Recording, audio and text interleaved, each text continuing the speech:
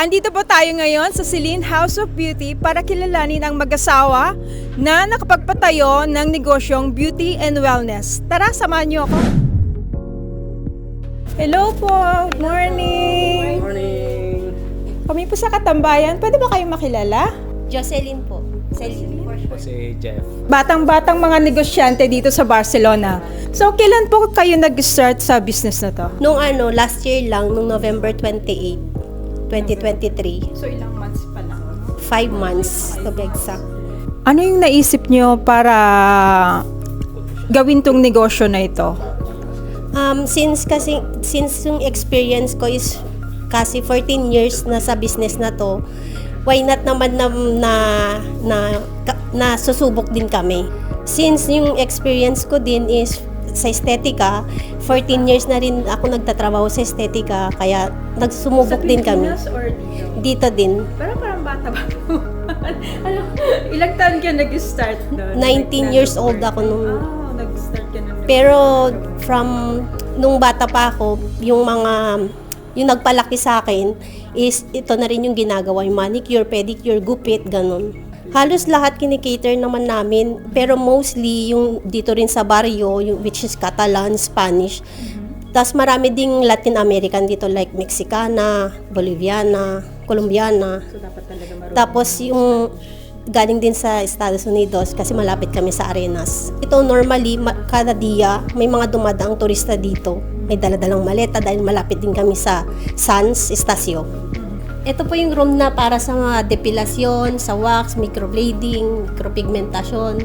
Minsan ginagawa din namin to sa masahe. Parehang yung pair na masahe or dalawahan dahil mas maluwag to kaysa sa kabila.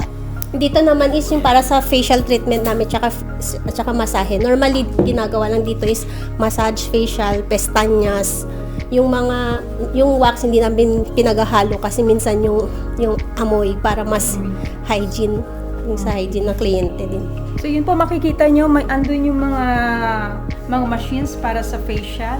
Eh, dito naman tayo, may nakita din ako dito na machine. Ano, para saan ba to? Ay, ito po yung sterilization namin. Ito yung ginagamit namin after namin nahugasan yung mga tools namin na ginagamit sa pedicura, manicura. Tapos minsan yung mga facial din namin, ini-sterilize din namin dito. Primerong ginagawa namin is hinuhugasan yung mga tools ng habon con agua. Luego, binababad namin sa liquid na special para sa mga tools namin para matanggal. Halimbawa, may mga unggo yung kliyente, para iwas po yung paghawa sa kliyente, in-sterilize muna namin sa likido ng about 1 to 2 hours. Then after, winawash ulit namin ng tubig. Then after, dinadry namin ng clean cloth. Then pinapasok namin dito. So, ayan po. Tignan natin kung okay. So, 100% sure po tayo na safe po yung mga ginagamit nila. So, ano yung nag-push sa inyo para start yung business nito? Yung naging inspiration mo? Yung sa akin, yung sa experience ko, tapos isa na din yung nag-push sa akin is yung dahil ilang beses na rin akong yung sa pagkabigo, yung failures ba, yun ang naging inspiration ko para maipatayo ulit ito, para tumayo rin at maging mas matatag ako. Okay, first po, kinonsider namin yung sitio na to kasi malapit kami kung saan kami nakatira.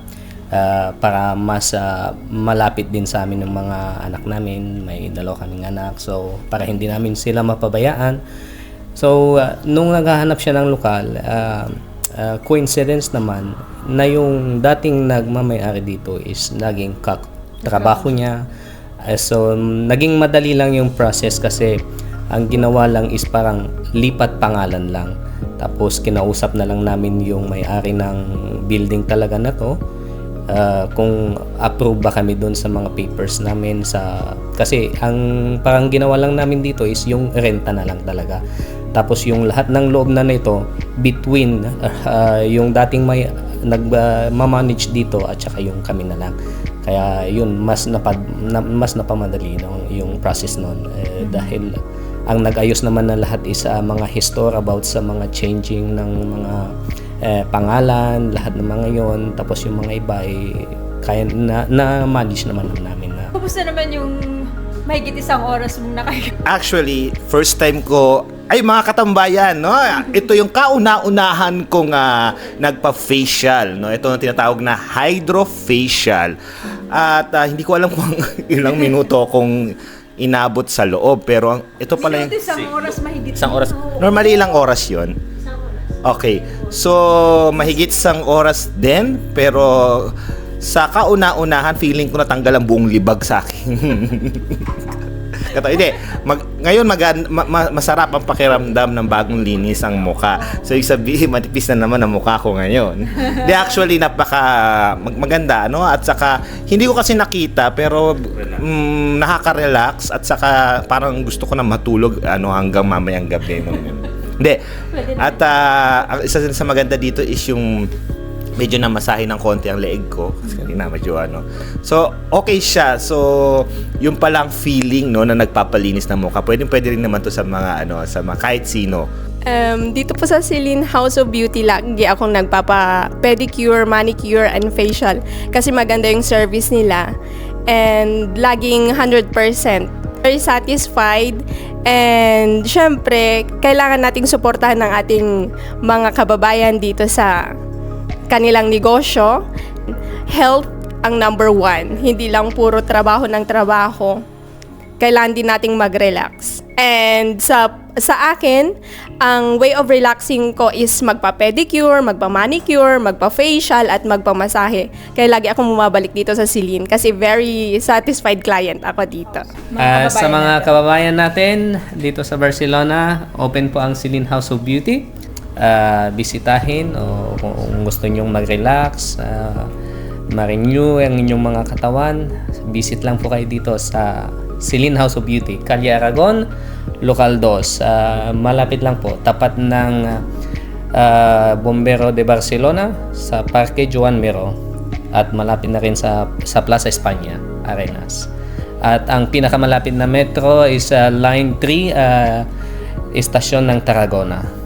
So ayan mga katambayan, isa naman magandang balita at kwento na handog sa inyo ng Katambayan Channel, no? Mga kababayan natin na nagnenegosyo at patuloy na magsusumikap para mas lalong umunlad ang ating pamumuhay. Ito po si Creu TV At ako naman si Miss Au. ang inyong Katambayan Channel.